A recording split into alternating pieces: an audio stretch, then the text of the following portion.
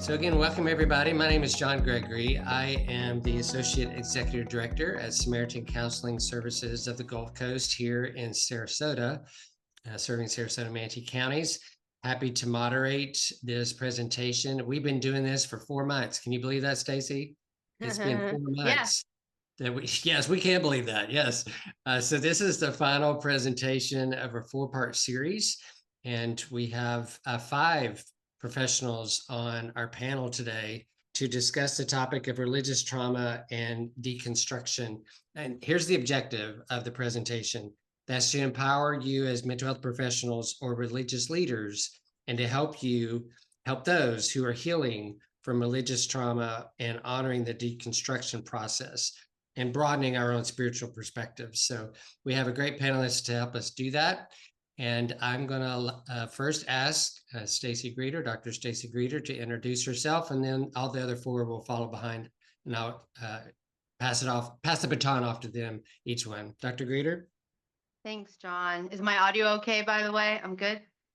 Systems You check. are. Thanks. Yeah, I'm so grateful to be here with my colleagues who are joining with me in sharing really vulnerable parts of themselves and experiences in the hope that we can create more space to talk about these difficult topics and grow together through, enrichment from multiple areas like religious leaders, psychiatrists, therapists, to really make this, I think, a team effort and helping our community heal and perhaps even helping to prevent further religious trauma. So thank you so much. Yeah, I'm a psychiatrist, by the way, in Sarasota, Florida, with a satellite office in Tampa. I have a group psychiatric practice. Yeah, that's me. So I'm going to do my best to go geographically. So let's see how Oh, successfully I am. So like the closest to Sarasota, I want to say is Katie O'Dunn in Georgia. I'm not sure if I'm right on that. So I Katie, if you'll go next. no, or is it No? rain in Alabama? I think. Oh, it's Oh, go close. ahead, Rain. Go ahead, Rain. Um, I am Rain. I am the owner of Rainy Days Counseling in Huntsville, Alabama, and I'm a licensed clinical social worker. Yeah. Thanks for joining us today. I'm tempted, if you look behind my head, to talk football, but we won't do that, Rain. Go ahead, Katie. Oh, I love that. I am Reverend Dr. Katie O'Dunn. I'm an ordained minister and interfaith chaplain. I spent about 7 years working in academy chaplaincy with amazing students from different faith backgrounds in Atlanta, Georgia. And that was really where I first started doing a lot of work around adverse religious experiences and religious trauma and spiritual abuse, particularly for my LGBTQIA students who were in communities that weren't particularly affirming, and kind of becoming a faith leader in their lives that was doing something a little bit different maybe with them. And then now I work at the intersection of faith and OCD, particularly in the area of scrupulosity. And I see so many individuals who are leaving really difficult religious experiences and cults and new religious movements, and often the ways that that's impacting scrupulosity. So I run a community and app called Stick with the Ick that trains clinicians and clergy and offers safe spaces for folks navigating OCD across religious and spiritual traditions. And I'm also doing some research projects right now looking at the intersection of religious trauma, spiritual abuse, and scrupulosity treatment. So really passionate about this topic and excited to be here alongside so many awesome clinicians and folks who are so brave to share their lived experience with this. Thanks, Katie. Every time I hear you talk, I'm just wondering when you sleep. I'm not sure how that works.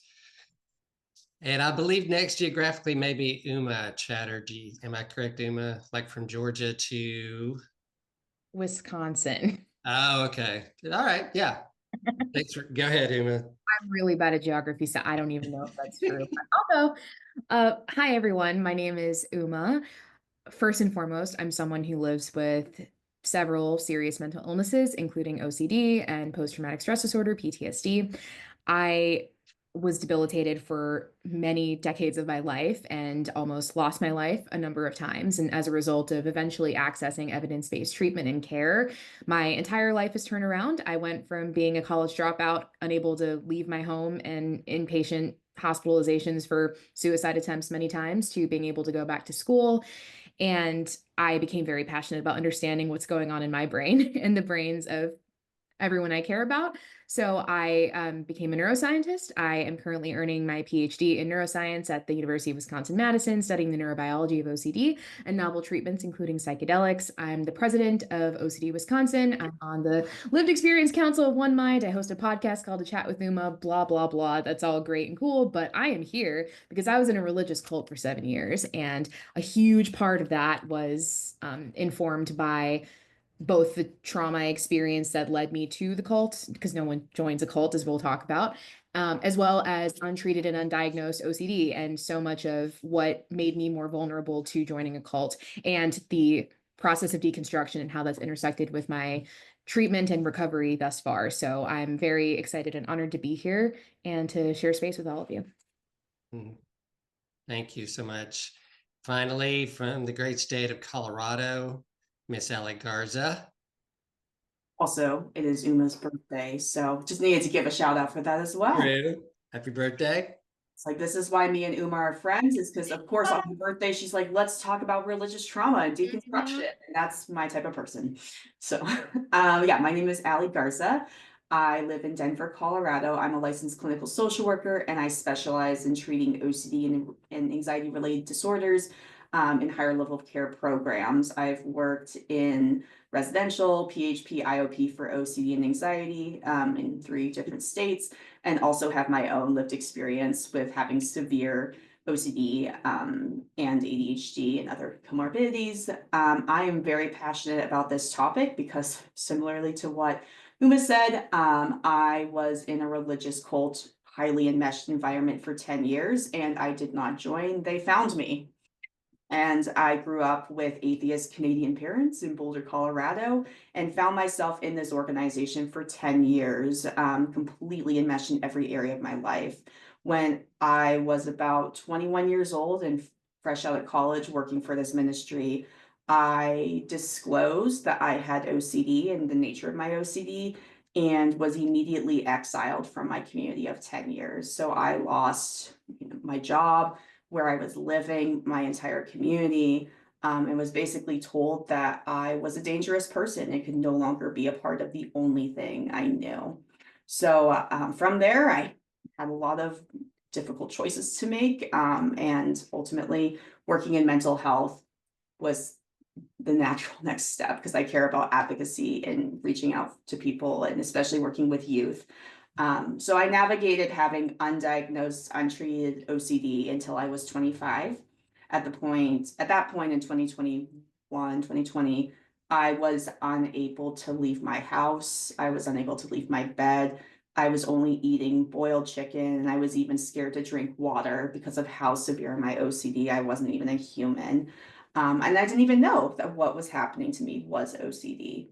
So for the first time in 15 years of suffering, I happened to get connected with an evidence-based OCD provider, and went to OCD residential treatment that changed/saved my life, and therefore changed the trajectory of my career.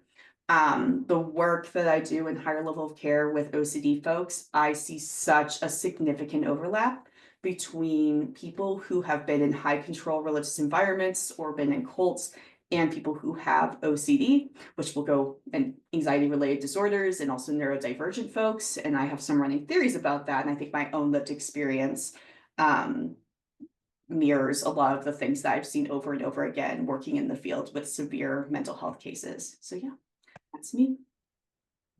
Thank you, Ali.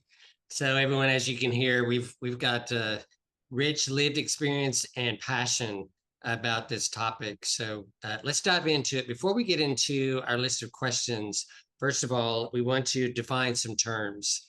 And you've heard various terms already said in the conversation. So terms like adverse religious experience, religious abuse, religious trauma, So I'm going to ask Katie, if you will, to start us in helping define these terms.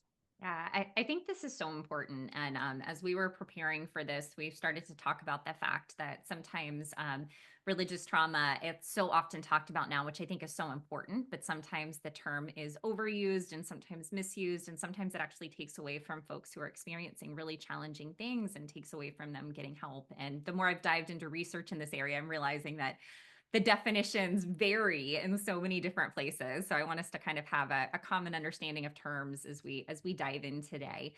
So typically when we think of an adverse religious experience or an ARE, it's any religious or spiritual experience that causes some sort of distress or fear or confusion or emotional pain at the time that it's occurring.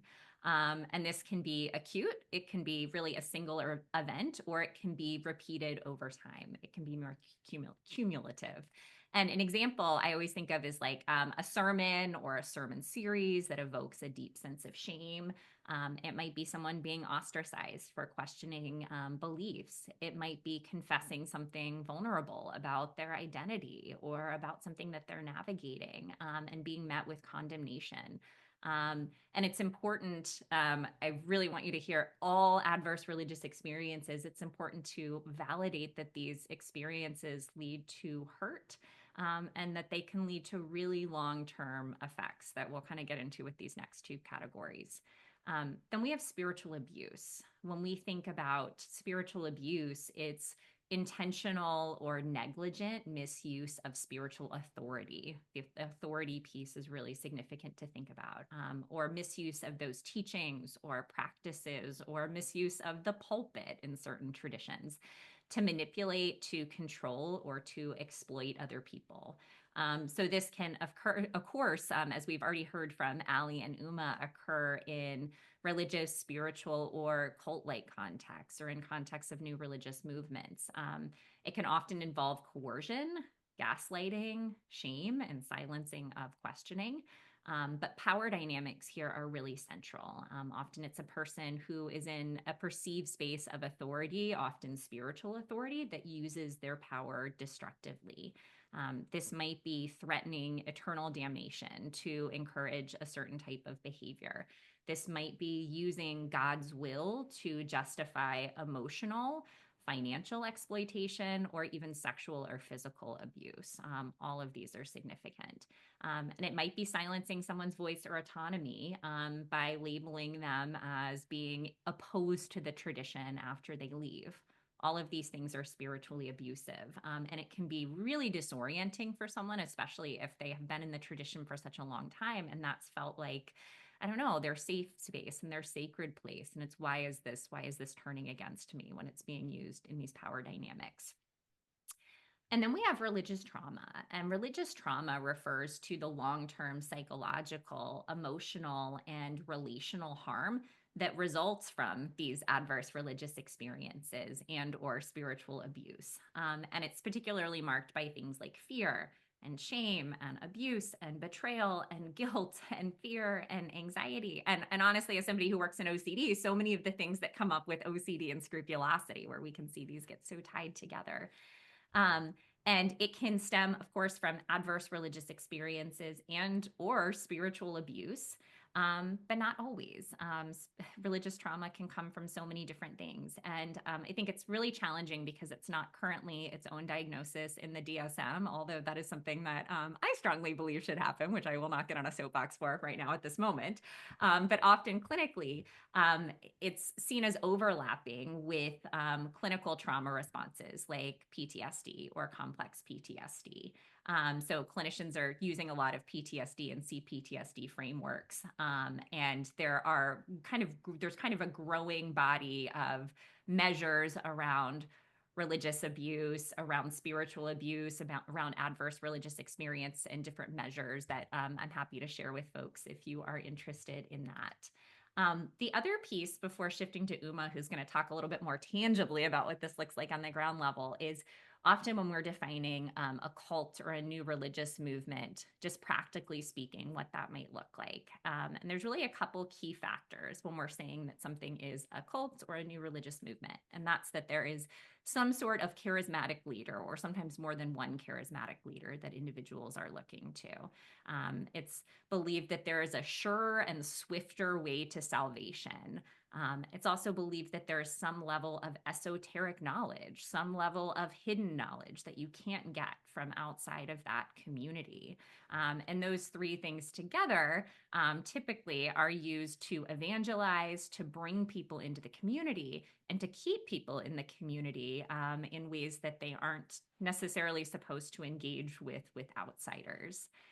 So that's just an initial defining of terms, and want to highlight compassionately that every single one of these layers, I know even in talking about for folks, I think brings up so much, and that's okay. So if you're someone who's here and listening to this who has experienced any of these things and it's bringing up stuff for you, want to honor that and want you to know that this is a safe space as we transition to Uma to talk a little bit about what this looks like tangibly. I just wish Katie would keep talking. I'm just kidding. Yeah, so I compiled a list of characteristics that can typically indicate sorry, my dog is sneezing. To indicate what a cult or high control religious or otherwise group might look like.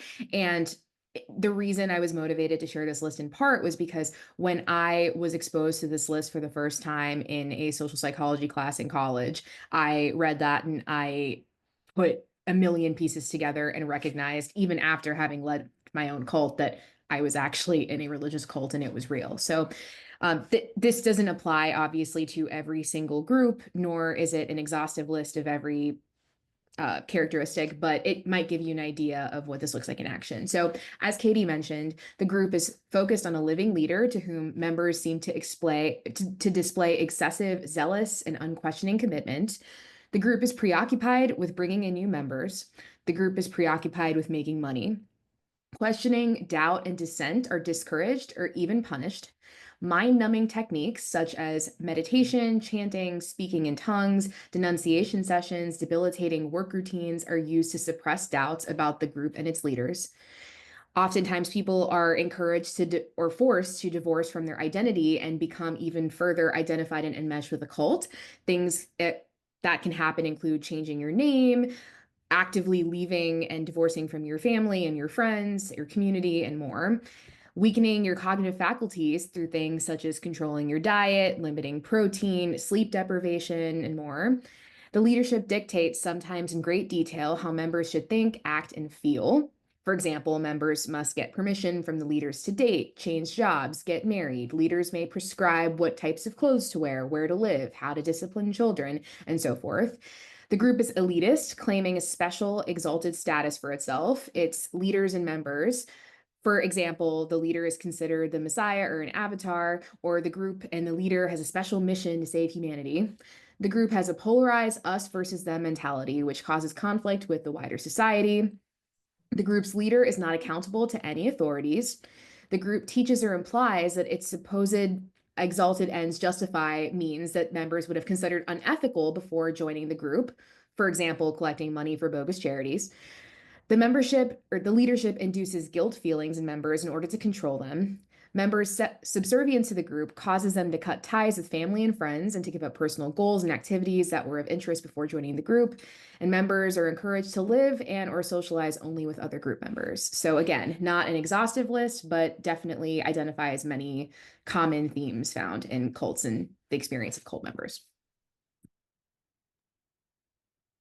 That's a lot of information, but it's so helpful to us because I would imagine there's probably a wide array of experiences that clients that all the professionals on the screen, your clients have presented when they come into work with you, or if you're a religious leader, that when congregants, new people come to your ministries, your churches, they're coming from all kinds of different backgrounds. So let's talk about that. Next, the first question here, what are the most common forms of spiritual abuse you have encountered in your work or lived experience. Allie, you want to get us rolling on that?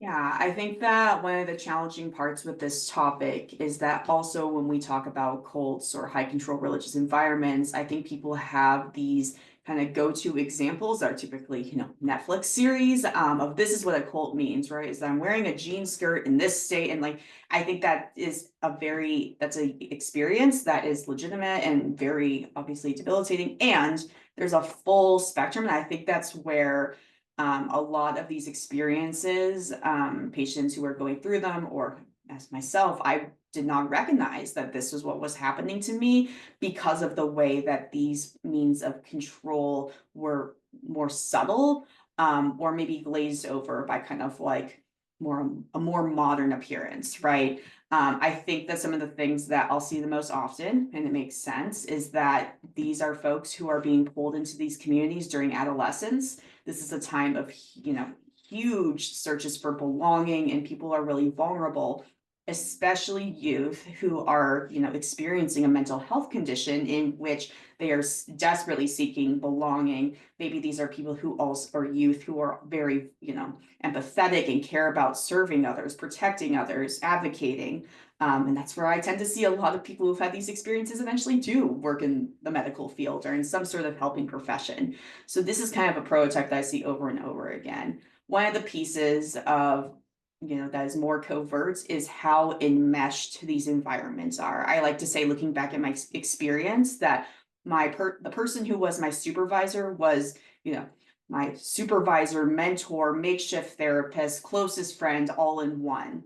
In the mental health field, we call that a conflict of interest. And I think that is the standard in these environments. And that's where it creates an added layer than when this person enters treatment of that institutional abuse that's been done. And also that piece of power differentials is something that we have to be very thoughtful when navigating with these patients through treatment, where this is someone who likely has sat many times with someone who has abused their access to them since a young age. And that's definitely the case for myself. Rain, I'd love to draw you into this. What's been your experience? Yeah, so both in my own lived experience as a trans person who came out and was very much ostracized from the church because of it, and also working with a lot of LGBT folks. LGBT rejection is a really big one. It's a little hard to hear you, by the way, Ray. Is there any way to increase your volume, or I don't know if other people have? Okay. Can you hear me better now? It's about the same. Yeah, sorry. I don't know why. Okay, I'll try and talk louder. Yep, that's good. Okay, I'm not a very loud Thanks. person. Sorry about that. So yeah, so LGBT rejection is really a big one. And then also both in personal experience, and also a lot of my clients have talked about how mental health and emotional struggles are redirected to be a sign of a lack of faith, and then folks, being blamed for that, and that being a spiritual failing and a spiritual condition versus part of the human condition.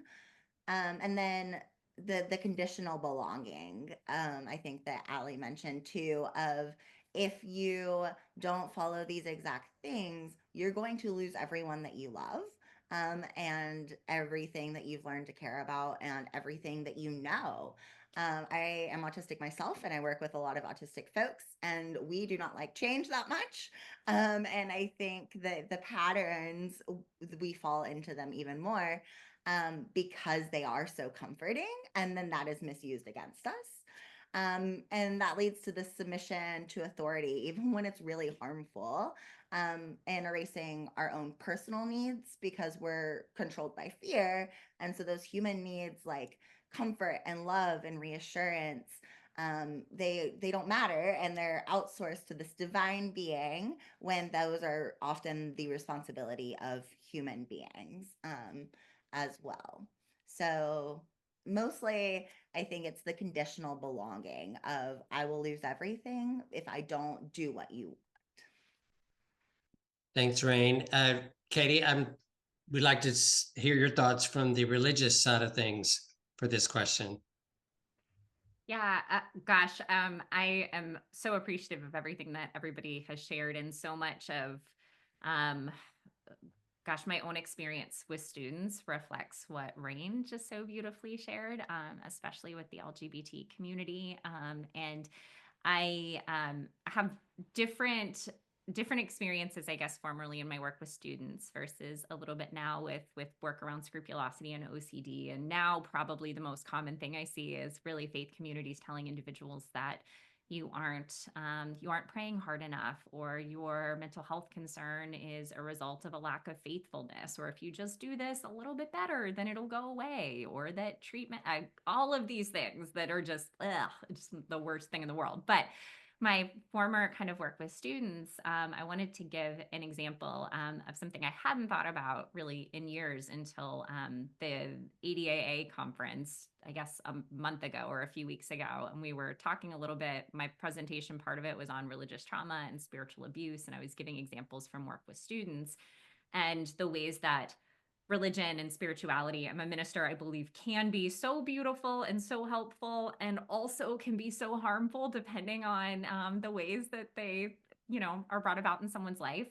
And I had two very different examples with students the exact same year.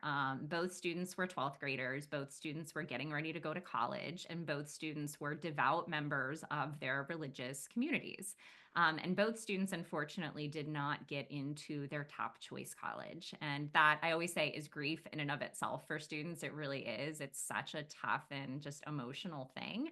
And one of those students was fully supported by their religious and spiritual community. And actually, religion for them was used as kind of this sense of purpose of, okay, we have uncertainty here, but we can continue to take this leap of faith and step forward and trust that there's something beautiful ahead of you.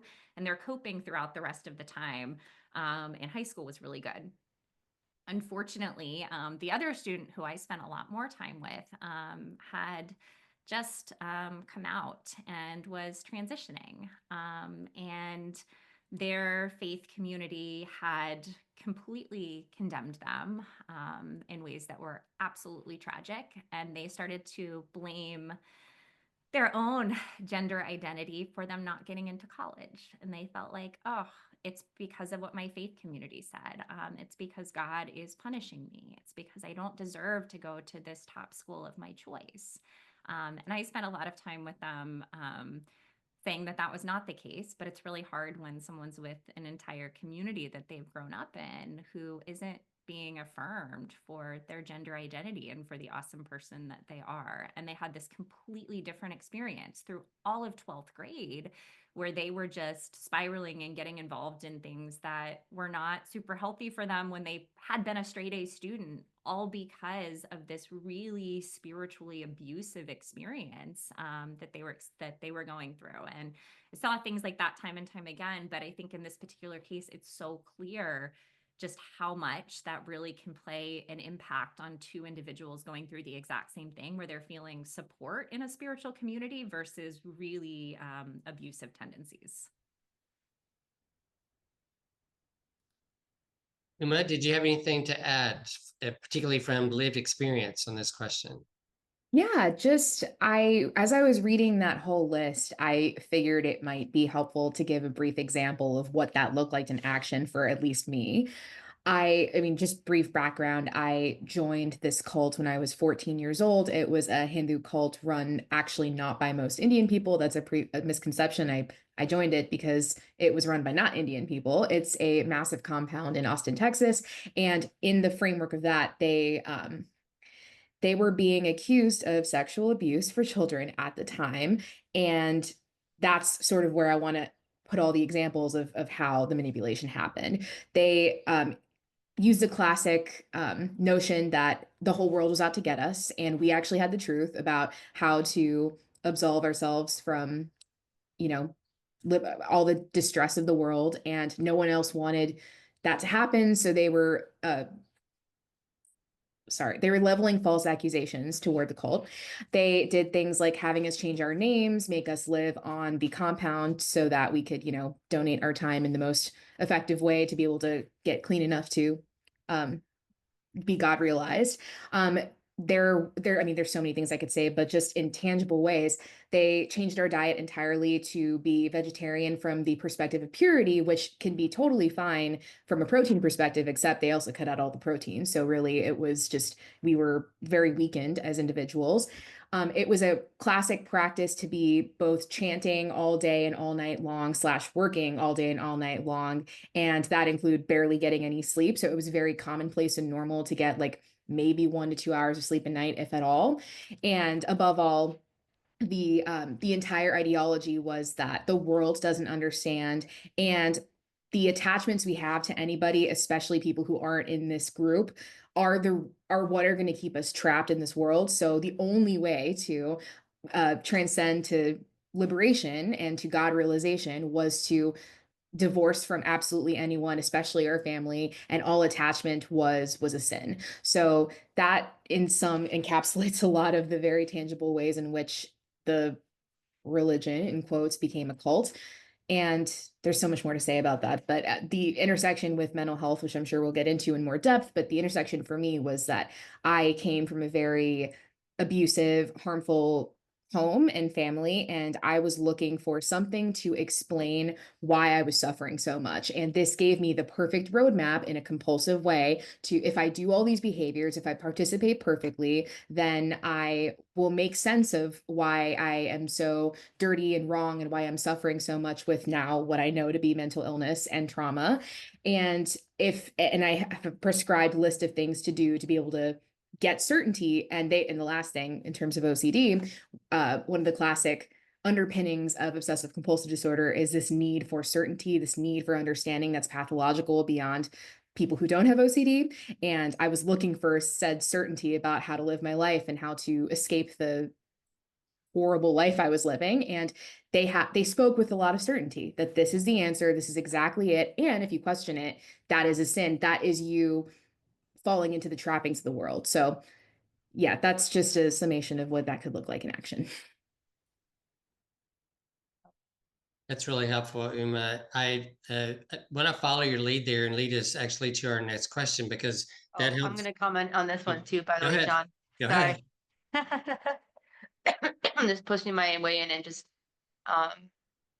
really, really grateful for the all the different like diversity of experiences that people can share. One I think a key factor, which was brought up by several members, my experience is a little different, is that high control religions tend to have very clear distinctions between who is in the group and who is definitely an outsider of the group. And one thing to think about when we're thinking about religion's influence on someone's mental health is how that religious group teaches to view people who aren't the Stacy, we're having a little trouble with your audio as well. It's breaking in and out a little bit. All right. I unplugged my microphone. You're much better. I'm much better now? Yeah, just sort of leaning in, I think, may have helped. Much better. It's good. It is good now. Yes. Okay. I could also plug in my headset and check it out. If you want to see if Whatever you that- just did is fine. All right. All right. I'll go with this. Sorry about that, guys. Technical difficulties. Anyways, I was saying that one thing to note about different religious groups and when we're thinking about the impact on people's mental health is whether that particular religious group considers people who are outside the religious group to be valued human beings, to be collaborators, to be part of a shared human connection, as full beings, or whether outsiders are completely rejected. And I definitely grew up as an outsider. I was it was pretty, it could be really running the gamut from like scary that I was in a, there's a lot of um as a Jewish person, people would either consider me someone to be afraid of, or maybe someone to be angry at, like you killed Jesus. And I was always kind of wondering, is this a safe person to reveal that aspect of my being? And very always is front and center in my mind, that there is nothing I could possibly ever do or say that would make me accepted. Sort of like an idea that the concept of being irrevocably tainted and broken, honestly, was I think embedded in my psyche from a young age. And don't worry, I have a very good therapist.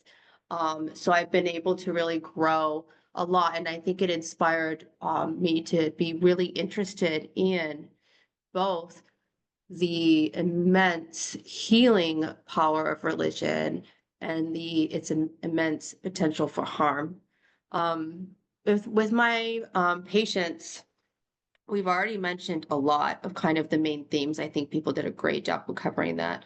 I also have experienced a lot of harm when there is abuse in the religious community, like maybe there's sexual abuse by someone in authority, um, and the religious community sides with the perpetrator of the abuse. And the messages that someone internalizes about being abused. And I see, um, I do get to see people. I think that something to note is I also get to see people who get to transition to a new religious community that can fully embrace them and people's common humanity, and find a lot of peace from that. And I see the alternative where people um, then don't want to be part of a religious community again. And so I'm just holding space as people are really looking inward and evaluating how they can most take care of themselves. Thank you, Stacy. All five of you have already given us answers to this next question. So let's see what else we got. This next question takes us from the common forms of it and actually ask us, how can we relate? So for everybody on the screen, how can people better understand the experience of those who have religious trauma? Rain, let me come to you first. How can people better understand? I think it's really important to understand the chronic shame and the chronic doubt that comes from high control religion and religion and spiritual abuse. The impact of eternal punishment or eternal damnation hanging over your head on your ability to form a sense of safety, your ability to form a trust in yourself to make choices, to feel like you have personal power or the ability to kind of direct your life. I think it really can lead to, and it has for me personally, a long-term lack of self-trust and a long-term lack of that feeling of autonomy, of how do I trust the decisions that I make when I was told for so long that if I didn't follow these prescribed things, um, that my eternal soul was at risk, right?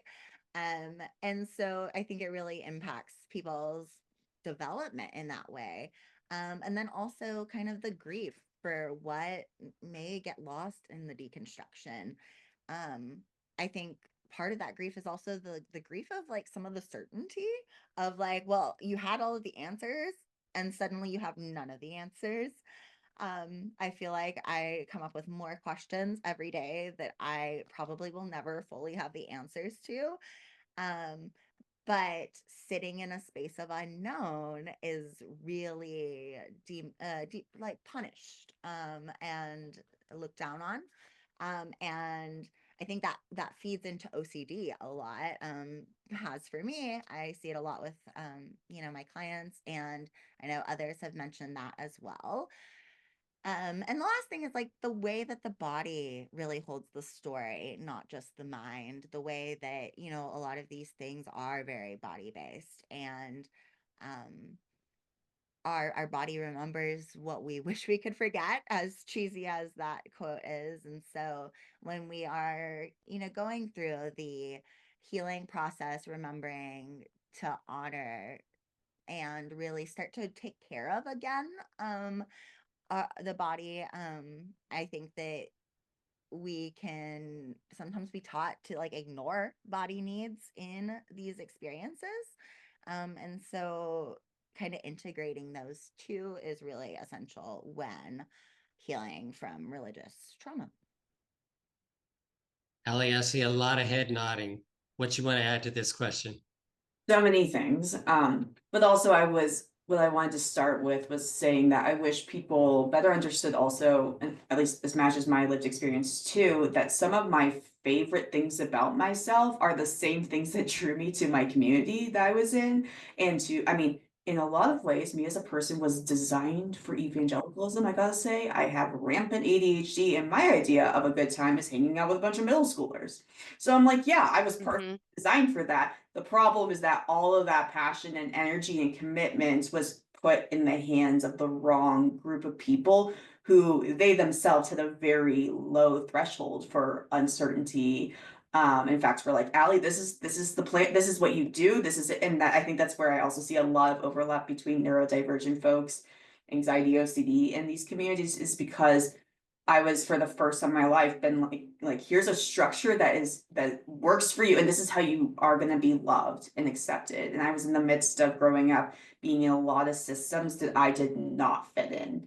I think one of the most challenging pieces is also the us versus them mentality.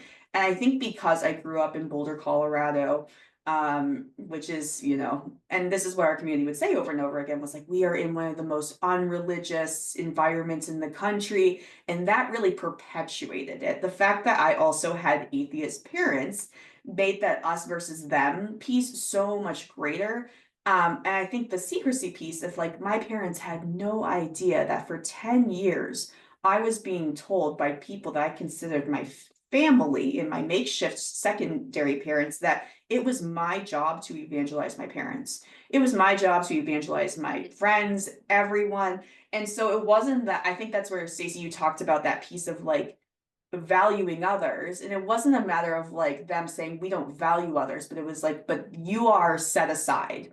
You are like, you have a specific mission. Yes, you mentally ill 15-year-old Allie to evangelize your parents in all of Boulder County. And I think that's where I was designed in a lot of ways to be like, great, I think I could retire now based on if I was paid for all of the hours of unpaid labor that I gave to this organization. And I think that's because of all these things I love about myself. And so I think that's the challenging piece also with deconstruction and, unfolding these things, is that I've discovered that people land all over the place. Huge amounts of people, and I think actually people assume that when someone's been through an experience like this, they're like, I won't touch religion or anything like that with a 10-foot pole.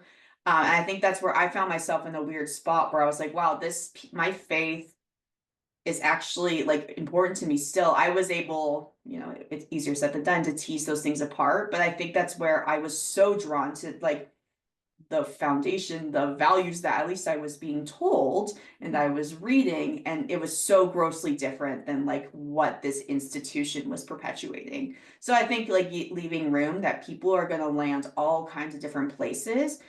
Sometimes the assumption is like you need to get out and stay as far away from that as humanly possible, or the other end where people are like, no, like this is important to you, you should be in it, you should stay in, how can you make it work? And that as providers, we really need to be able to practice flexibly with wherever a person is going to land with that. So. Mhm. Sorry, still muted. This is really helpful. And I'm wondering, we'll go ahead and move to the next question because it bleeds well. What are the tips? Again, audience, you probably already picked up on some of these, but let's be real clear.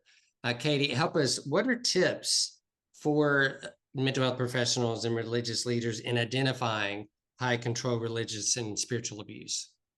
Yeah, I mean, this is already, everyone has done such a great job of starting to explore this, but I think especially as mental health professionals are working with clients to be able to, gosh, hear the way that they're talking about their religious and spiritual experience, and to start to break down the language of, are they describing this as something that is offering meaning and connection and belonging, versus shame and guilt and fear and anxiety and exclusivity and all of these different things, and being able to start to separate and pull that apart a little bit. And the irony around that is there's some similarities between that and OCD and scrupulosity that I'll talk about in just a little bit, and how that might overlap. But when you are starting to recognize and identify those things, I think we'll also get into this in just a little bit.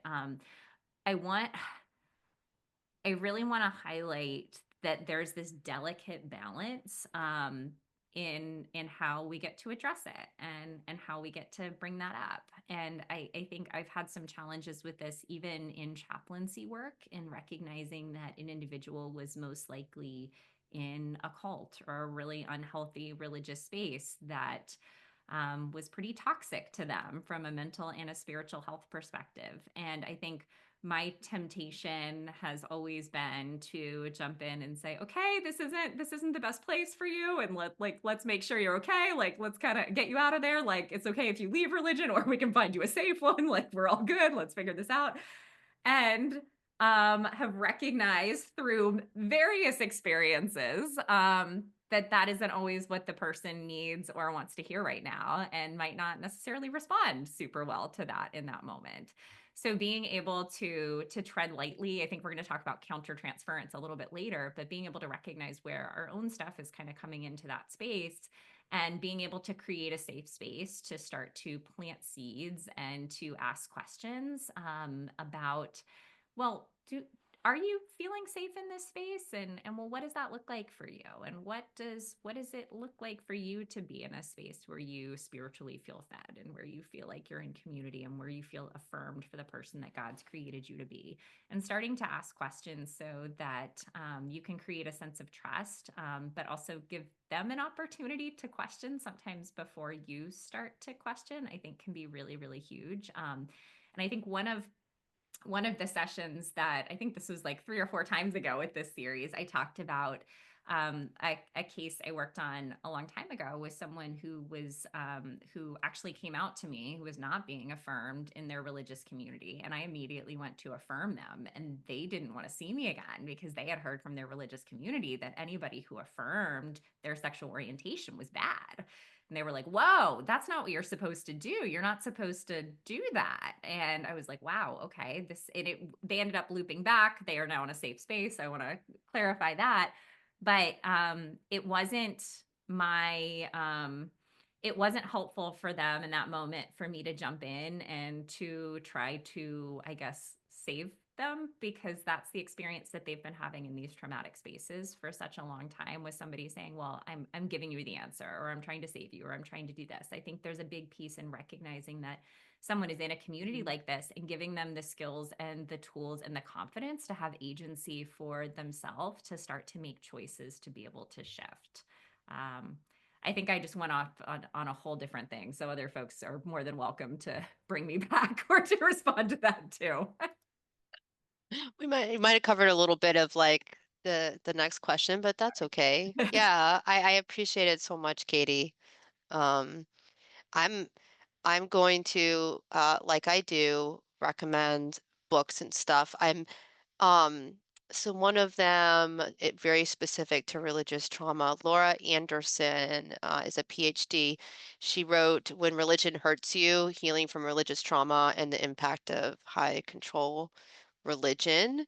And reading her resource, she's emphasizing in the high control religions red flags of spirit of emotional manipulation, suppression of critical thinking.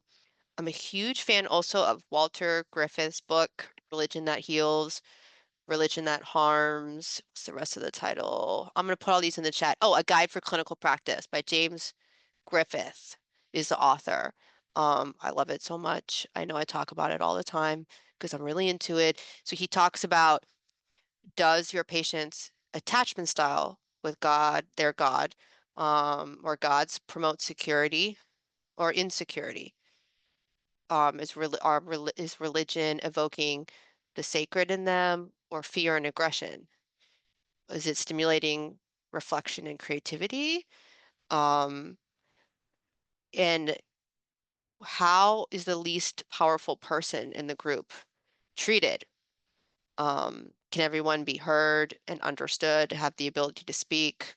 Are some, tuning in to how this is impacting that person's mental health, in terms of whether their religious life is more healing or harmful for them? Oh, and then another one, for working, okay, I like spirit in session, working with your client's spirituality and your own in psychotherapy. I'll put them all in the chat. Allie, did you have anything to add to this question? No, I think you all covered it pretty well. Yeah, no, nothing on my end. All right, then we're going to turn the bend here and start talking about deconstruction. We've heard that term a couple of times in some answers. So first of all, let's just talk about what most helped you, for those who have the lived experience in going through deconstruction. Uma, let me come to you first. What was most helpful to you during that time? Oh, and maybe defining deconstruction too. Thanks. Yes. Can someone professionally define it first? Who wants to take that one on? Allie or Reverend Katie? Allie, you can go first. That's okay. Oh, I don't have a professional definition. I think you're going to be, I mean, my definition would basically be someone who is examining their experiences with religion, faith, religious practices, institutions, all these things, and looking at it through the lens of what do I want to keep? What do I want to leave? And I think exactly that question of like, do I want to throw the whole thing out or, and I think that's where people land at different places. I think that, deconstruction in the faith community, I think, can be perceived as very threatening, right? As you can imagine, especially in these high control religious environments, there's nothing more threatening in a cult than deconstruction or re-examining. And I think it's a really long process for a lot of people of also teasing apart in the midst of mental illness, where did, for me, OCD and my faith, which are two, my OCD trying to attach onto my values, how can I tease those things apart? Which is really challenging with what I just said, with some of my favorite things about myself and my greatest values being what drew me to my religious environment, and still being like, these are really important things to me. And I think that's where OCD anxiety really latched on, and being thoughtful about which one is which, how can I pull these things apart, and kind of where do I want to land with this? So. I might add, I mean, I think the gist that I think of it, religious deconstruction, is questioning one's assumptions and religious beliefs. Hopefully, in this deconstruction process, someone is moving towards more spiritual maturity, and a sense of flexibility and connectedness to others during the deconstruction process. And it does not necessarily mean someone moves from being spiritual and religious to atheist, though sometimes people think about, like, assume that possibly. Mhm. Yeah, I love everything that everybody said. And I always think of it as deconstruction as kind of a breaking down, just like y'all said, of things that we previously were taught and things that we previously Hmm. assumed were certain, or were told were certain. And a lot of times when someone's going through a deconstruction process, it's the first time that they're recognizing that their scripture or their religious text actually has a context behind it. And there is something historical there. Wow, there is something sociological. Whoa, this was written and translated. Oh, there are all of these things behind the text. And they're usually Hmm. kind of breaking that down for the first time. And I always say there's all these kind of pieces laid out on the floor after we deconstruct. And people have a really beautiful option that's authentic and unique to them with that of they can choose to walk away or to walk in a different direction, and then some people choose to reconstruct in a way that's really beautiful for them, and some people choose to put those pieces back together in a way that's maybe different than it was before. And we can see this across traditions where they might move in a direction that's more aligned with them and aligned based on the deconstruction that they've done. So yeah, deconstruction I think can lead to reconstruction. And I always say, even in ministry, when I first studied really religion, the first time I went to seminary, I thought there'd be a big flashing sign that answered all of my questions. That sign was not there. I walked out with a lot more questions and was like, whoa, what are all of these things? But that ultimately led to I think even deeper faith in many ways. So I think recognizing that deconstruction for a lot of folks really can lead to that, and it's okay to leave or to transition faiths, and it's also okay to rebuild based on the pieces that have kind of been broken down. Thank you all for defining that. The scientist came out in me, and I was like, I need like a legitimate definition and parameters upon which we're talking about. And I am coming from lived experience solely. So with that, for me, I said this jokingly when we were planning for this meeting, but I actually mean it, and I'll tell you why.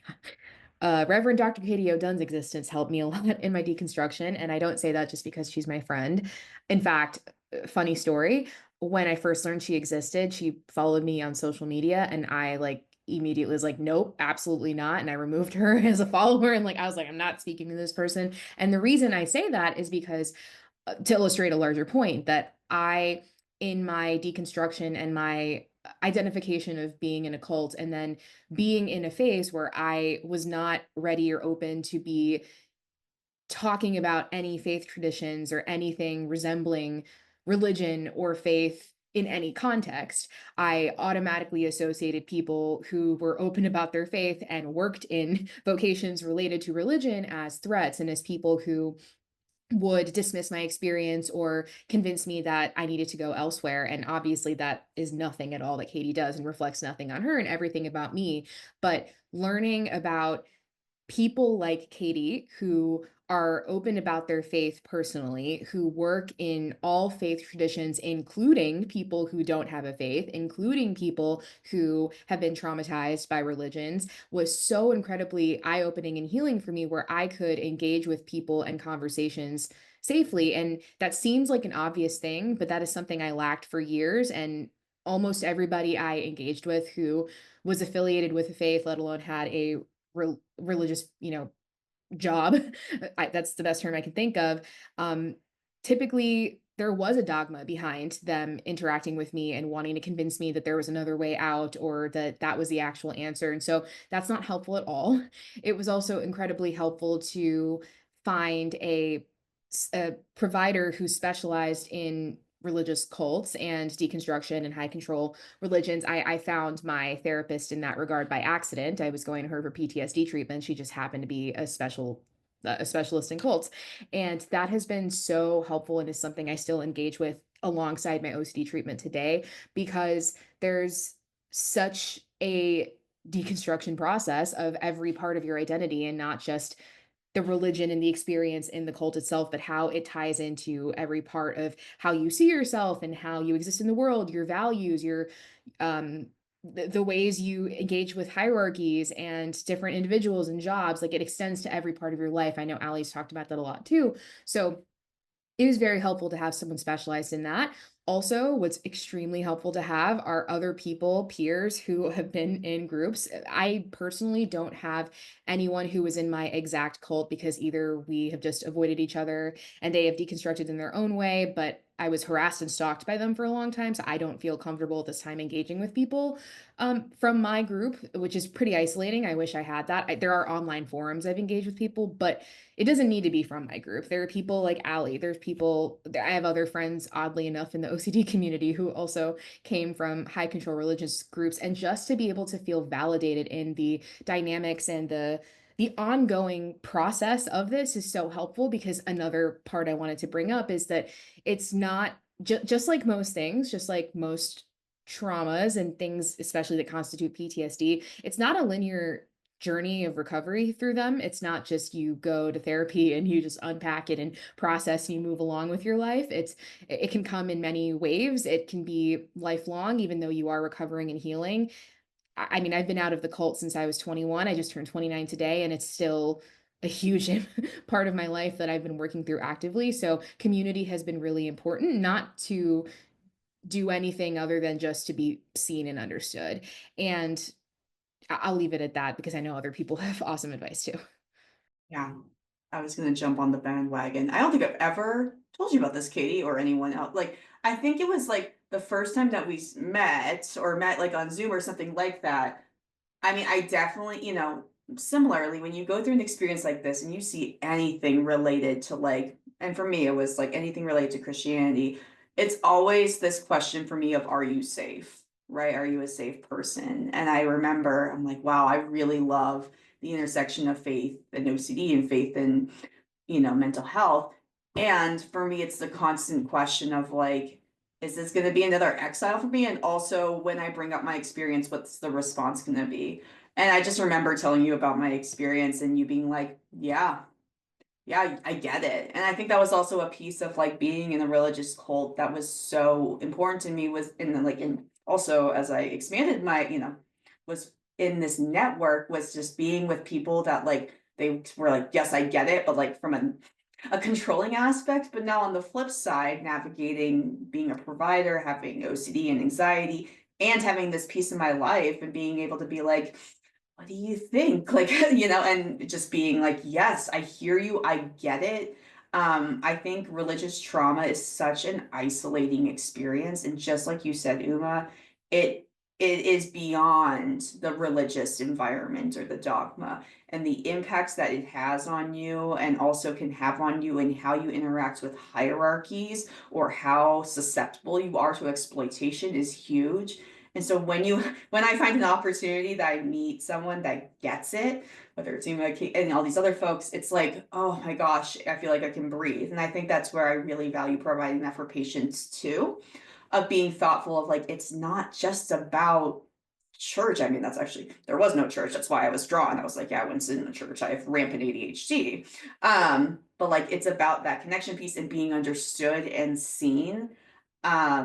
That has been so crucial in my deconstruction process. I also think that there's like what I call as a clinician, like the order of operations with treatment. And what's ironic is that my enmeshment with this evangelical group prevented me from getting evidence-based treatment for OCD for until I was 25, because I would not see anyone that didn't fit, faith-wise, like who I trusted, right? Who got it. And so, me and Katie have joked about like, yes, I need to find an exposure and response prevention OCD therapist in Colorado that is evangelical between the ages of this and a woman. Well, if she exists, great. But she might not, right? And I think that's where I really could not fully engage in the deconstruction process fully until my OCD was treated. And I think there's people on the flip side who like are going into treatment, but that they aren't willing, the deconstruction process needs to happen first. It just happens to be the flip side for me. That was like, until my OCD was treated, I couldn't even look at this. There was no tolerance for uncertainty. So looking at that experience was not on the table. So yeah. Rain, love to hear from you on this question. So there's this book that I'm absolutely obsessed with. And it's called Stacy's lovely husband actually gave it to me. Because I was at Stacy's house and I was like, I need to know what the absolute truth is in the world. Like I I was like, I need to know how to know what's true and what's not true. Sorry, I was muted and I was like yapping the whole time about like, I know what you're talking about, Rain. I literally just pulled up this book on my computer to put in the chat right before you said that. Anyways. So the book is called How Minds Change. And what it kind of proposes is that our minds change when we have experiences in relation and in community um, that disconfirm what we previously thought. But until we have that relational aspect, until we have that new community that's going to welcome us, like everybody's been saying, it's really hard to change our mind. One of the quotes from the book is that like social death is scarier than physical death. Mhm. And so I think that that is something really essential, is finding that new community. And then some other things that have been really helpful for me, last fall, winter, I had the opportunity to be in the Reclamation Collective's Clinicians Deconstructing Together group, and changed my life completely. And it was really nice to be in the presence of other clinicians thinking like me. And so having that space to ask questions in a more structured way. So Reclamation Collective is a wonderful resource, but also it's been a lot of practice in learning to trust myself and others again. And when I say practice, I mean literally making a decision and panicking about it and watching it not all fall apart. Or, not seeking reassurance and just doing a thing and seeing that I was still okay and that the world kept moving.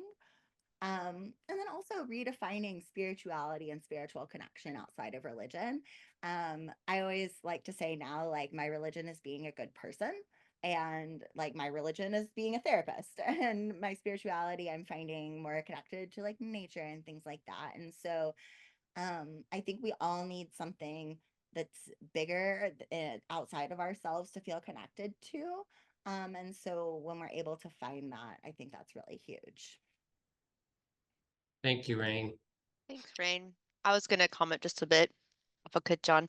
Um, the book that Rain was talking about, I put in the chat, How Minds Change, Surprising Science of Belief, Opinion, and Persuasion, by David McRaney. So anyone who needs books on a topic, just email me, FYI. I'm really into books, as you've noticed, but I think as clinicians, we really need to keep in mind the power of one's religious community over an individual, and how much that person will lose by leaving that religious community. That it could seem very obvious, like, oh, obviously you shouldn't be in this community that's abusing you. But there could be a tremendous grief and loss, because they will lose so many people who are so dear to them, and also maybe a certainty and so many things. There's so much grief and loss involved here, even though it could seem obvious, right, from an outside perspective. And to really, really honor that, I think it's hard to sit with people who may be at times provocatively like, you're an outsider, you don't get it, you're not safe, da da da. Um, and but and there's a lot of countertransference that comes up for us, right? When we feel attacked. And I try to really keep it in the front of my mind. Um, what are the individual's needs that they're trying to get met with this behavior that could be challenging to us as a clinician, right? You know, um, it at its core, I think a lot of people are scared. They're seeking safety. They're trying to avoid rejection. They're trying to avoid punishment and retribution. And we need to wholeheartedly um, lead with trying to create acceptance and safety as much as possible instead of a defensive response. And I think, you know, coming in, just giving them a human interaction. So if another patient is maybe trying to objectify you as an outsider outside the group, um, just non-defensively showing up with our whole human selves in relationship, as Rain was talking about in that group, like offering them another a view of our humanity that makes it harder for people to objectify. Um, so it's and I would just encourage, I think we can be really powerful in bits and pieces over time, and just kind of like a call out there to like not as clinicians to not give up on these people, and understand that this could be a really, really long process. So Stacey, I don't know if you meant to, but you led us to our next question. Oh, okay. Which is great. I'm going to ask Katie to pop in here because you're going down the lane of how do clinicians support Yeah. most help, right? Katie, what else would you add there? Yeah, I love that you talked about the long process and not giving up. And I think it speaks so much to what I was thinking about earlier of, yeah, it's so tempting to want to go in there and like, okay, let's fix Mm-hmm. it. It's a long process. It's a patient process. It's a process of creating space and giving someone an opportunity for agency and self-trust that they haven't had for a long time or maybe ever. But I wanted to speak to with this. I think helping clients going through the deconstruction process. I think in clinical terms, we often talk about cognitive flexibility, which, and I think I really like to say that spiritual flexibility is the thing that can be the most helpful as we walk with someone through this process. So we know that cognitive flexibility is kind of the ability to shift our thinking when needed and to see different perspectives and to adapt to new information, to change strategies with the circumstances. And spiritual flexibility, I really think of in that same way. And sometimes I'll say spiritual flexibility in presentations, and folks will say, oh, that means that I'm leaving behind my religious values. And that's not at all what I mean. What I mean is, the ability to stay rooted in the things that are important to you, and in your values, whatever that means to you and your faith, while allowing space for questions and doubts and growth and new understandings and not necessarily having the answer. And it's about kind of trusting that faith doesn't have to be really rigid and really black and white or really all or nothing in order to be real, and that we can actually wrestle and wonder and evolve, and that can actually be a sacred part of the journey. So I think when clients are going through the deconstruction process, there's a really great opportunity to kind of take the same skills that you use for cognitive flexibility to help them recognize that, whoa, we can lean into spiritual flexibility a little bit here. We can kind of move toward embracing something a little bit different, toward asking questions. We can validate that asking questions is okay. I also think validating grief is really, really important. And I know Rain spoke to this earlier, just the grief when someone is leaving a tradition or even deconstructing, even if they aren't leaving the tradition, but just embracing kind of new beliefs or seeing new perspectives. There can be such a grieving process where someone has been told something for such a long time or has believed, quote unquote, with certainty for such a long time that this is kind of the way. When they start to deconstruct or do something a little bit different, I think there is a sense of grief or a sense of loss, and normalizing for them that's okay, and that you're with them in that and walking through them and actually treating that in the same way that you would grief and loss in any other sense can be really, really helpful. Any other panelists have anything to add? I think it's Are- really important to be able to like validate the not knowing and help them sit in the the uncomfortable space, and help folks sit in the uncomfortable space that you're not going to have the answers and that they may not exist.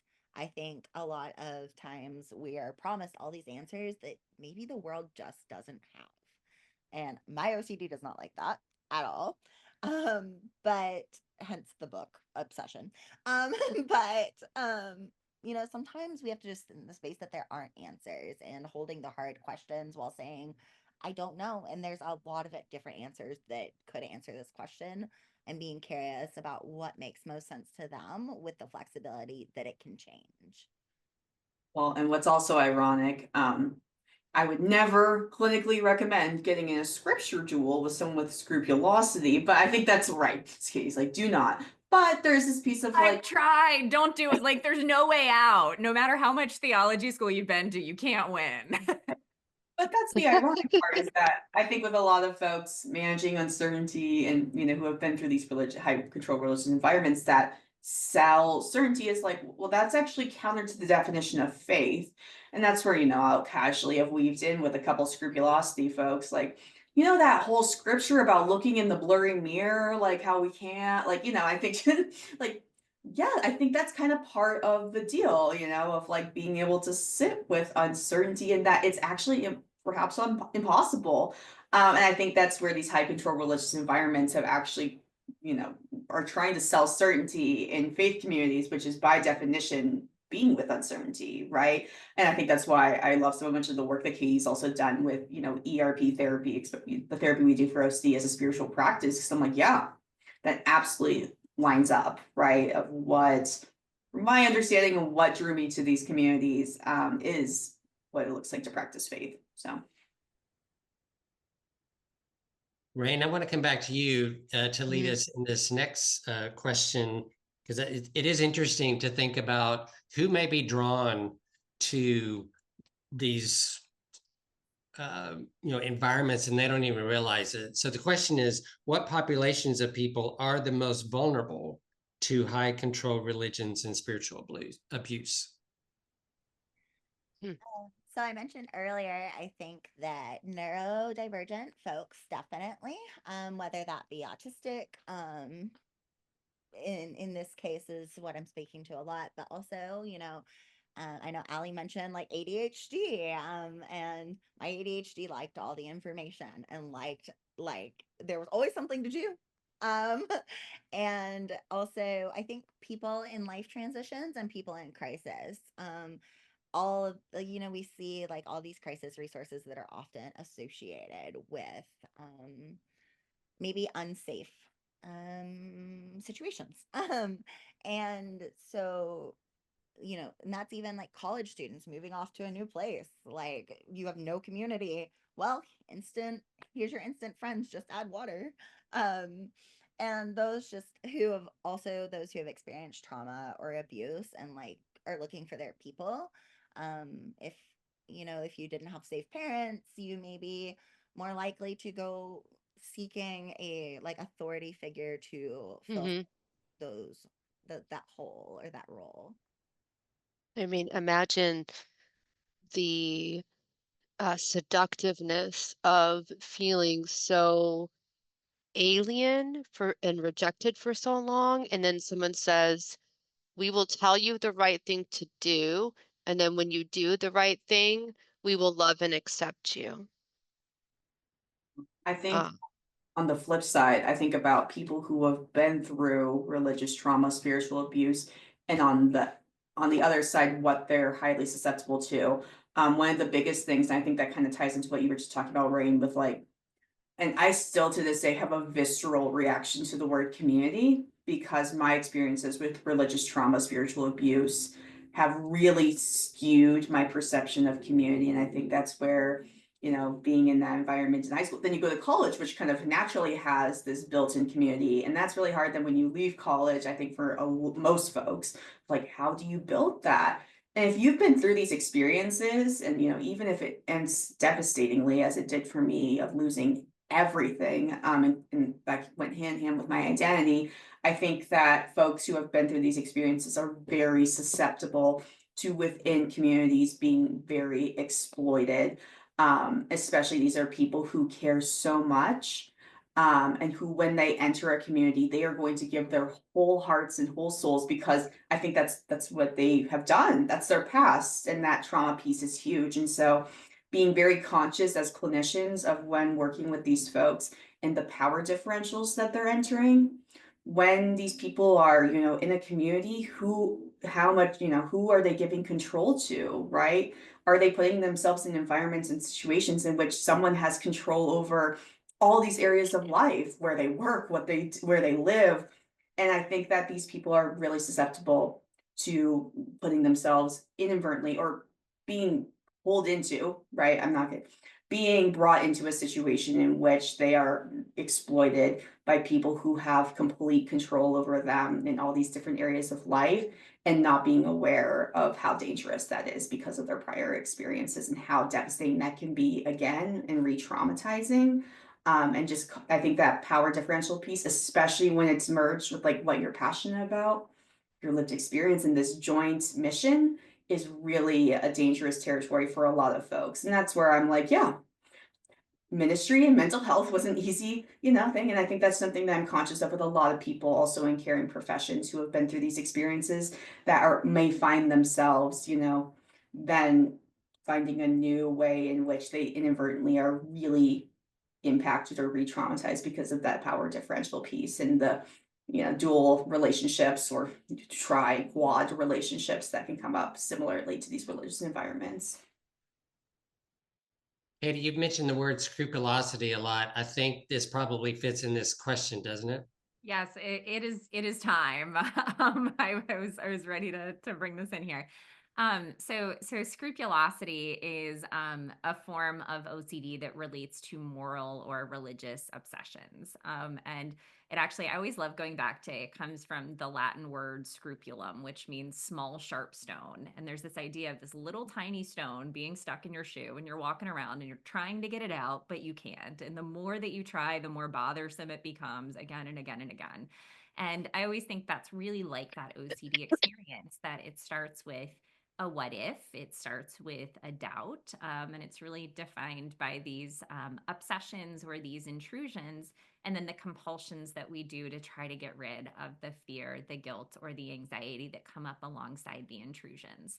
But for scrupulosity, again, it relates specifically to things that are moral or religious. And all of my work now is around religious scrupulosity, and I see folks across religious traditions each and every day that have really intense obsessions, and that are engaging in religious practices in ways that are far beyond what's normative, because they're trying to seek certainty, or they're trying to make sure that they're doing it right, or that they're not going to hell, or that they didn't commit the unpardonable sin, or that they committed ritual washing correctly, all of these things. But for so many people with OCD, they're looking for certainty anyway. It's a disorder where we desperately want to have certainty in an uncertain world in order to feel safe. So I think so many people who are predisposed to have OCD, or who have OCD, can be drawn to these high control religions that are saying, well, here's the answer. There is certainty. We have certainty. And of course, if you're sitting there throughout your life and trying to find certainty, and you find a community that tells you they have certainty, no matter what it is that they're preaching, it's going to look really, really, really appealing.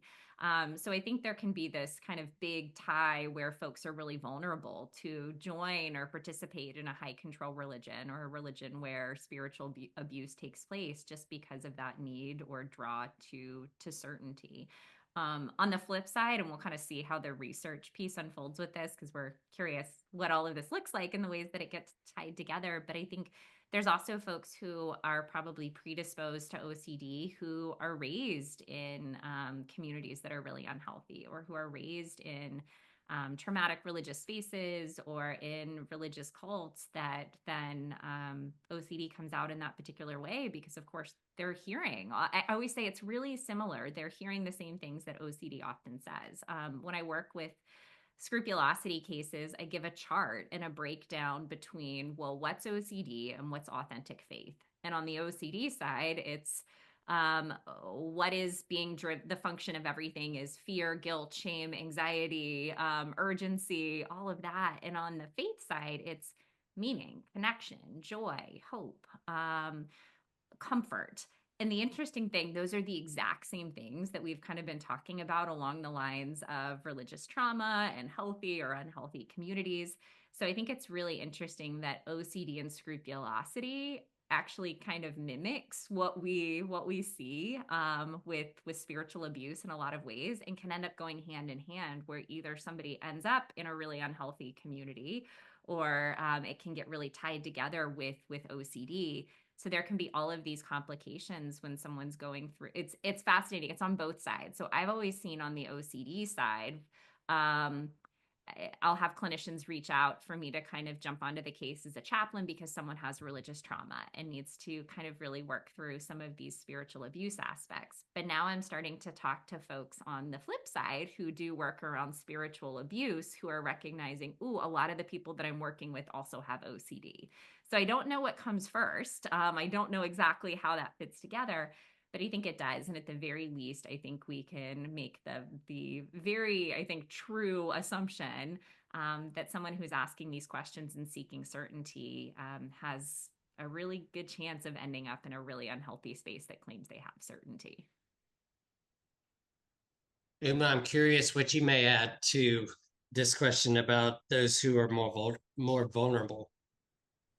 I think everyone covered everything. I want to emphasize that people who were already abused and are looking for and needing a community, not, I relate fully to being an outsider and just feeling really alone. And that in and of itself provided me a community. But in addition, I came from an extremely abusive household where I did not experience any level of safety or love or care. And this group of people provided me at face value care in any capacity and attention. And now I know manipulative validation in order to use me for their needs and money and all those things. And even just being given, even just having people, and in relation to the past, and I've seen this with a lot of people, which is why I bring it up beyond myself.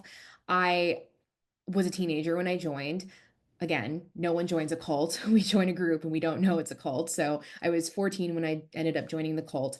And I was still at that weird age where I was old enough to go, like, physically leave the home and do things on my own. But I did not have, legal separation from my family until I could get emancipated later. And in that gray area, the cult provided me people to help me escape my home, and would do things that honestly were pretty illegal and unethical, like, help me escape my home and pick me up and drive me across the state and do all these things that felt like it was safe and in my best interests. And obviously they were also using me. So it just really predisposed me to join in the first place and to be susceptible to all of their ideology.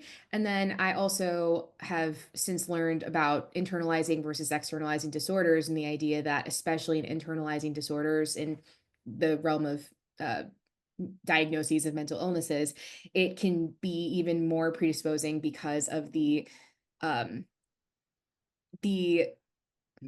reconciling factor of internalizing disorders. One of the main features of people blaming themselves too much and taking a lot of responsibility, and it's cross-diagnostic. So that also would predispose people, in my opinion. So I want to stay with you, Uma, and let's go to our next question, because you've already touched on this a little bit, but if you will expound on it. As someone who was distrusting of clinicians and therapists, how can clinicians connect with people who distrust them because they are under the influence of a high control religion? Yeah, I was never in a place when I was in the cult to verbalize what was actually going on and to speak about it with insight, because I was still in the cult and I didn't know what was going on. And I was fully under the manipulation and brainwashing of the cult, telling me that talking to anybody, any medical professional, any individual, period, who was not inside the group would be antithetical to the faith that I was following, because it would be distracting me from what was actually true and what was actually real. So it always felt like me accessing mental health care, which, as a sidebar, none of it was actually addressing what was actually wrong with me. So that's a whole other story. But even even the mental health care I was accessing always felt like a like a complete I see people laughing because they get it too. It always felt like it was competing against the ideology of the cult that I really believed in. Of course, there was a part of me that was obviously questioning it or open to something else and was recognizing my suffering because I was going and accessing care, even though it was a sin and it was wrong.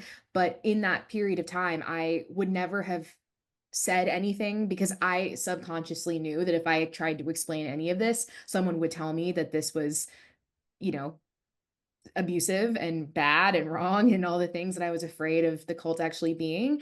So for me, if I experience any level of like judgment or disgust or confusion, I guess like the asterisk to confusion is maybe if they wanted more clarity, that's one thing, but confusion as to why I would be in it in the first place.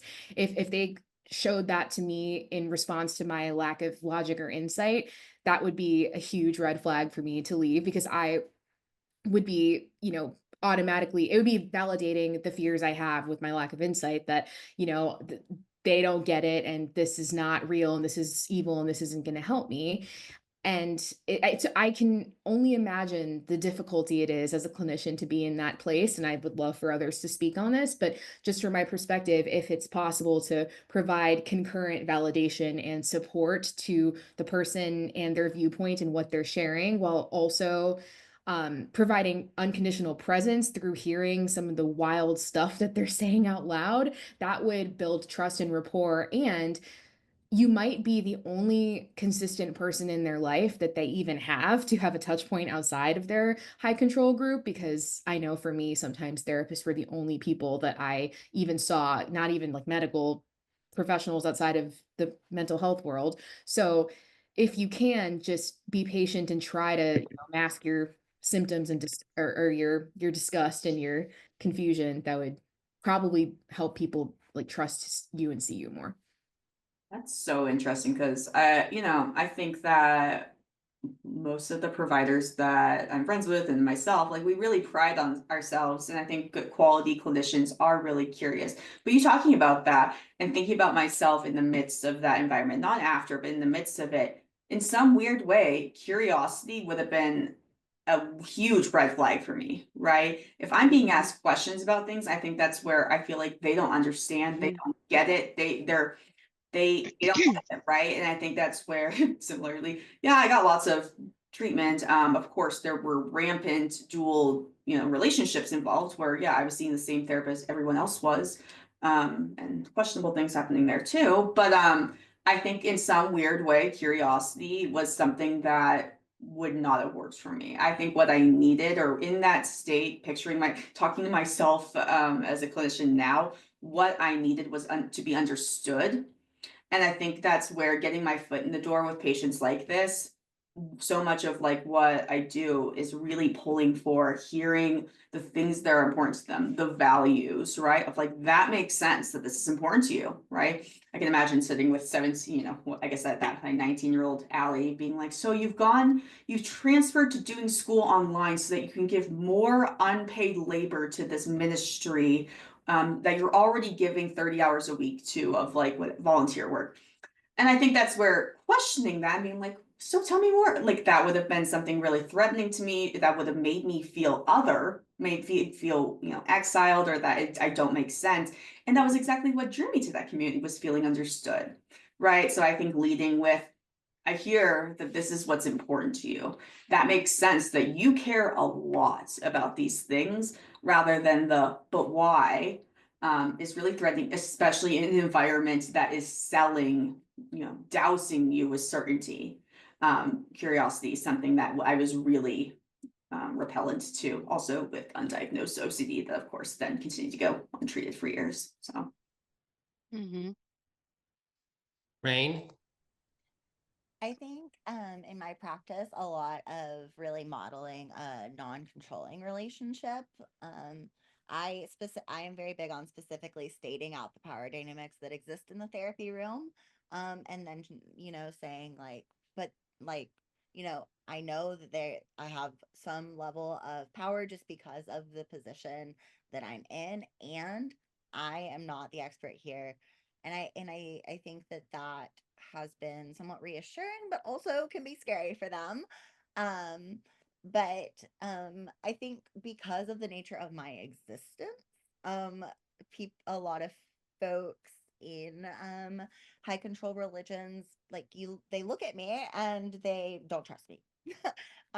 Just because I am a queer person, that can't be hidden. And I have a couple of clients who are in high control religion currently.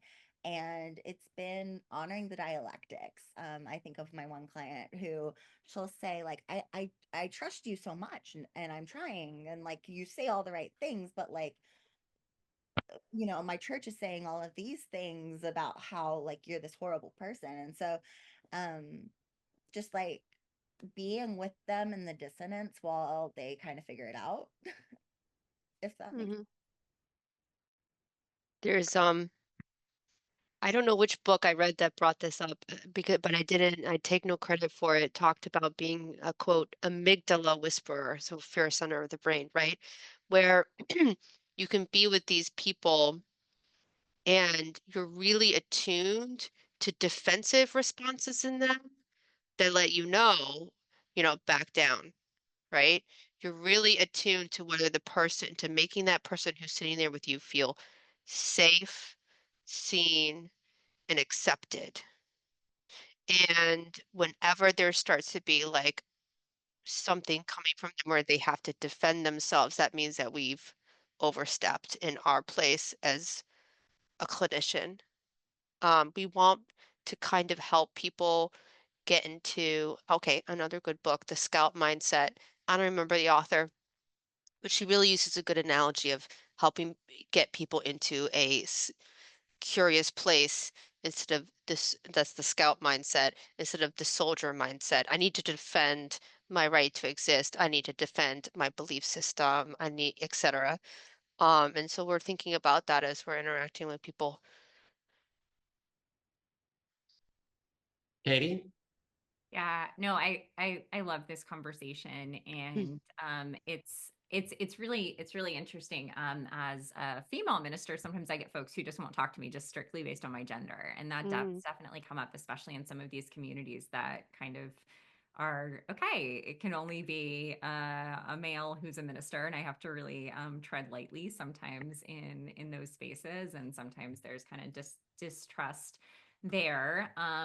But even in that, if I'm seeing somebody as a chaplain, I was going to put this in the chat. I think this absolutely applies to clinicians too. If there's anybody that I'm working with that's experienced religious trauma, spiritual abuse, and whether they trust me at the beginning or not, for all sorts of different reasons, I try to affirm, and it's kind of the 3 V's for me because I do everything, and I don't know, these things help me remember stuff, but I try to affirm and highlight their values, which I know everybody here talked about the significance of values, what's actually important to them, validate their emotions, because that might not be something that's happening, and that's creating a sense of trust. And it's not about, necessarily questioning their experiences, but validating, oh, you said that sounds really hard. That's really challenging. Tell me more about how that feels. And then venture slowly, trusting that it might take a long time, but continuing to affirm and highlight what's actually important to them and validating those emotions over time will build trust so that you can potentially be a safe space when they have agency for themselves to be able to walk with them through that process.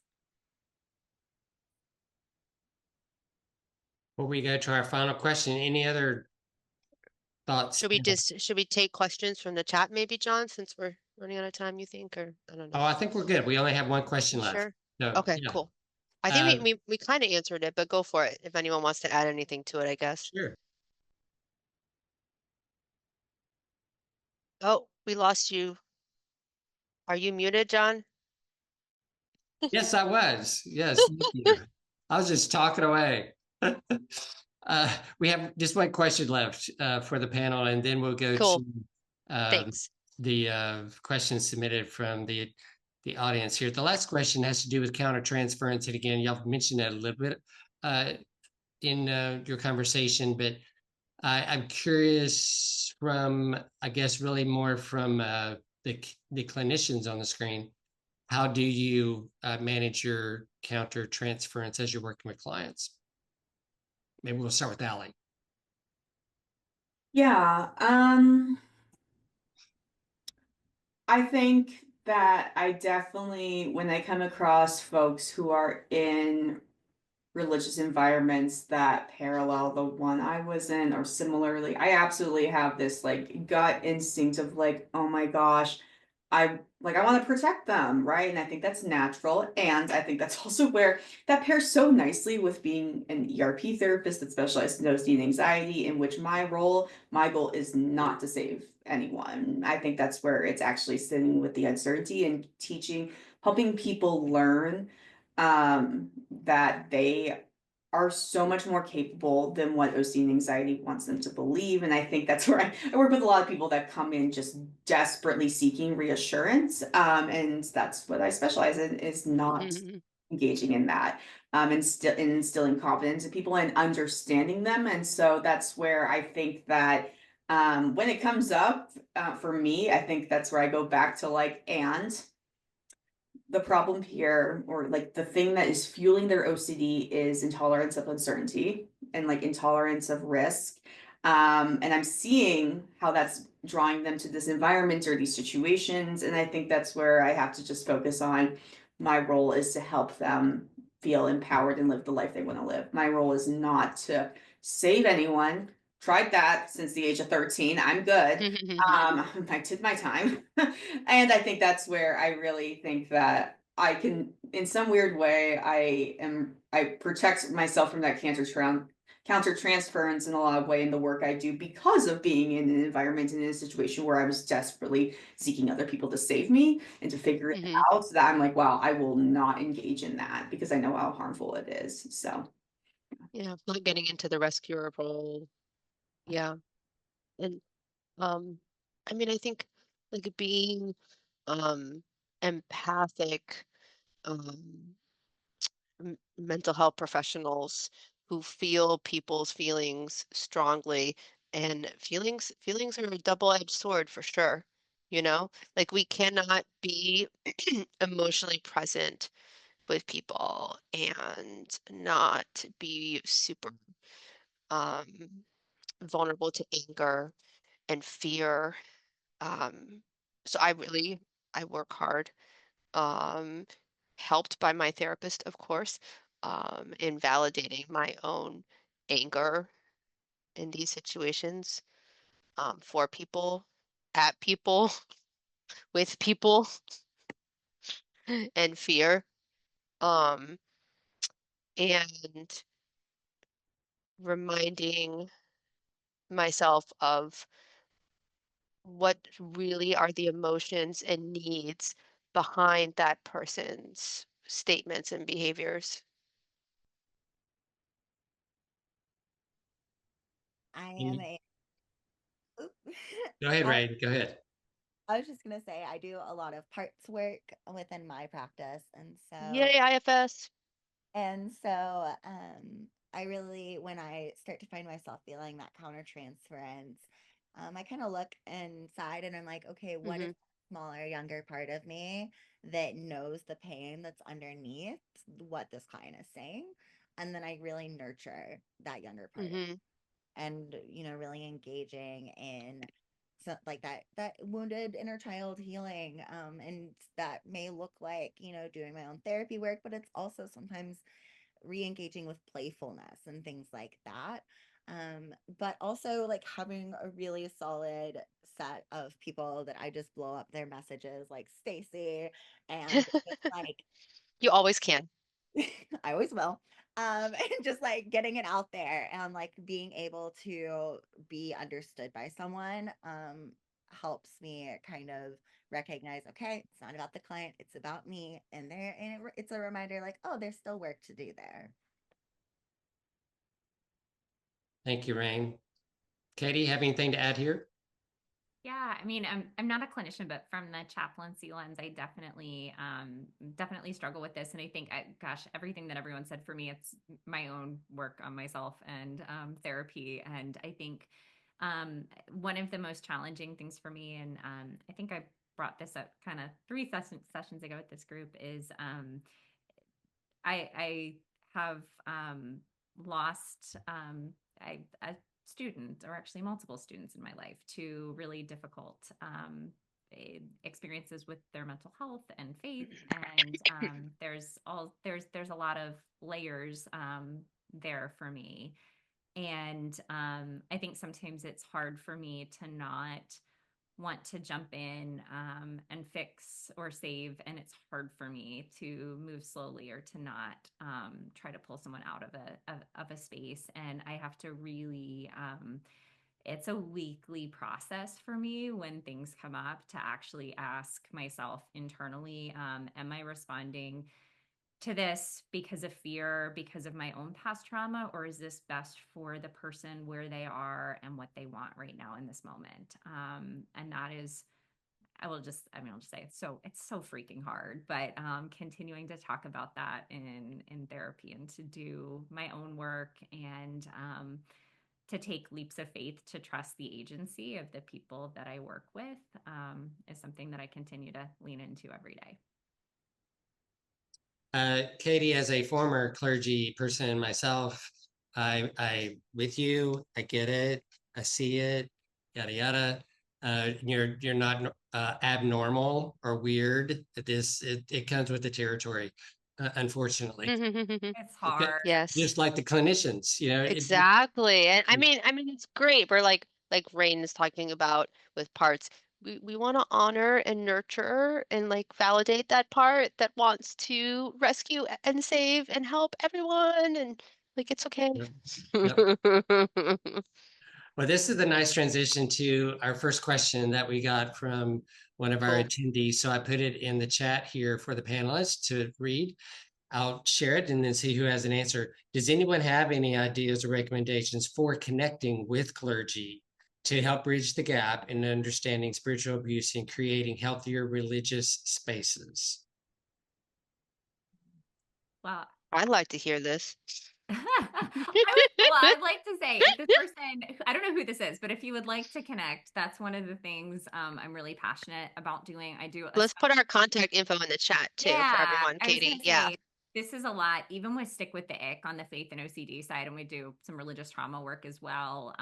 We are doing a lot of training for clergy right now, and trying to train folks to be able to create additional religious spaces. But I'm also, if you're specifically looking for clergy who can be resources, of course, I'm always happy to connect. But I'm also a huge fan of folks who are trained in specifically clinical chaplaincy, because they are usually and that's my background.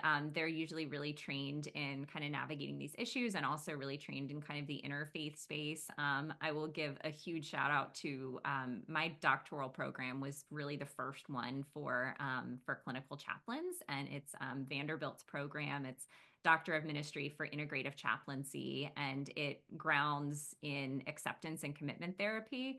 And everything is very clinically based, but through the spiritual lens. And I really loved that program. And everyone now who's come out of that program is doing really beautiful work. A lot of them specifically in areas of religious trauma, spiritual abuse, or other areas of mental health. So always reaching out to that program, or I'm happy to connect you to folks with that program. We now have three.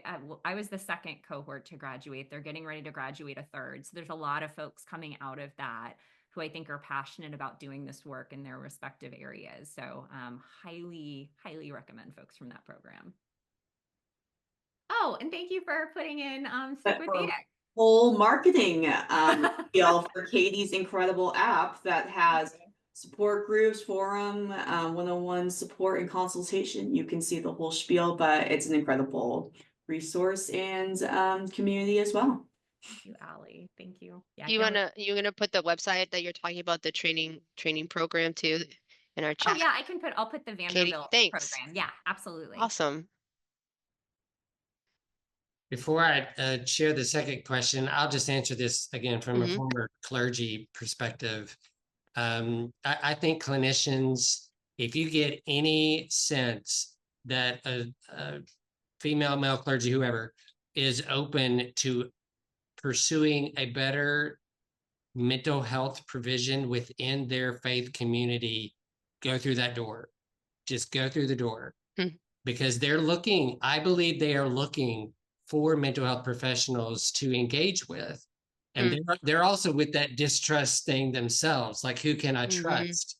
So you get any sense, and if speaking from a spiritual perspective, you get a little nudge from the divine, your spiritual nudge, whatever you want to call that, you get that nudge that they're open, go ahead and see if you're right.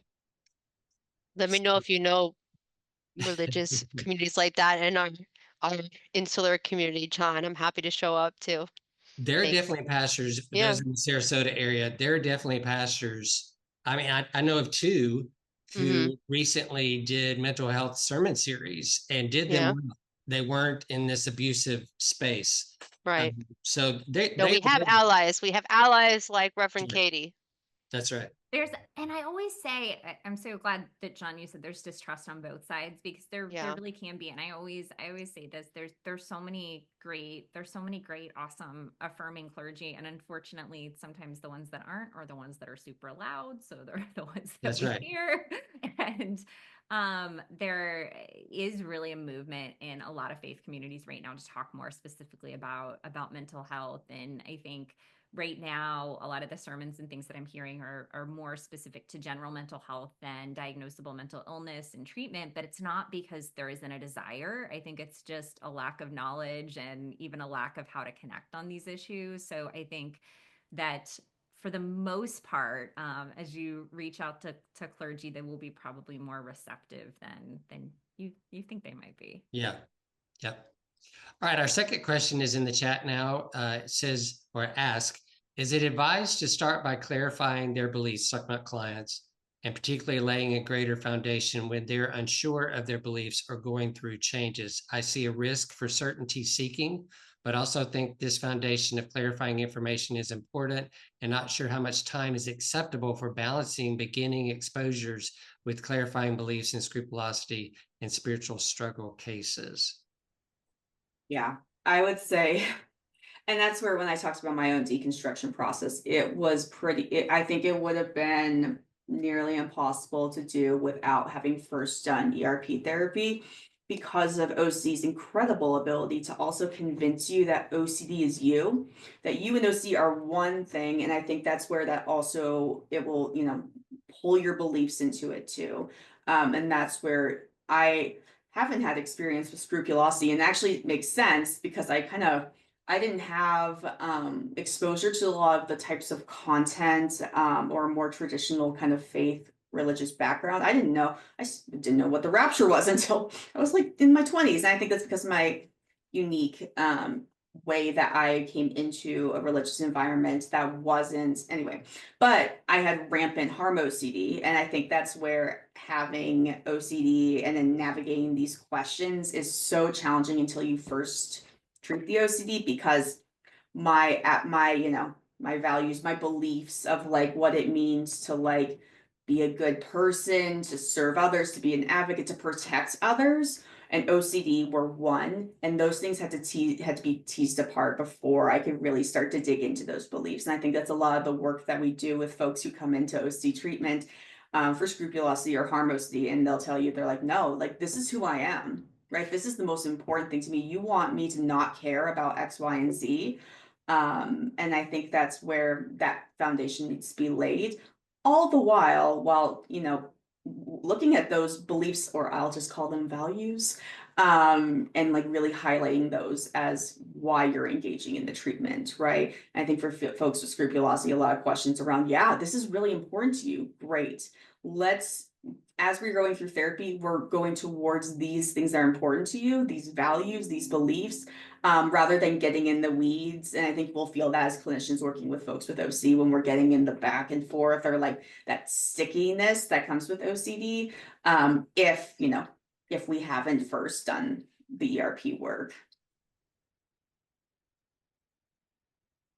Thank you, Allie. It is 5 o'clock.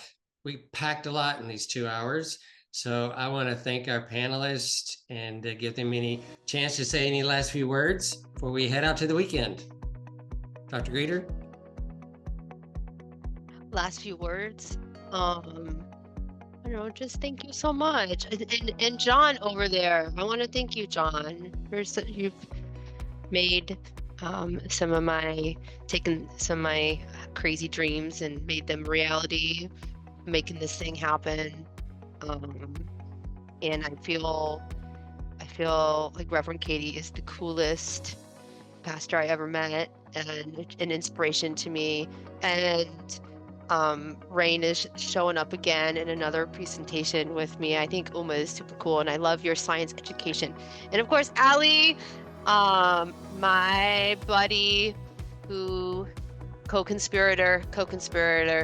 Thank you for conspiring with me to make this a reality. I'm just really grateful to everyone for showing up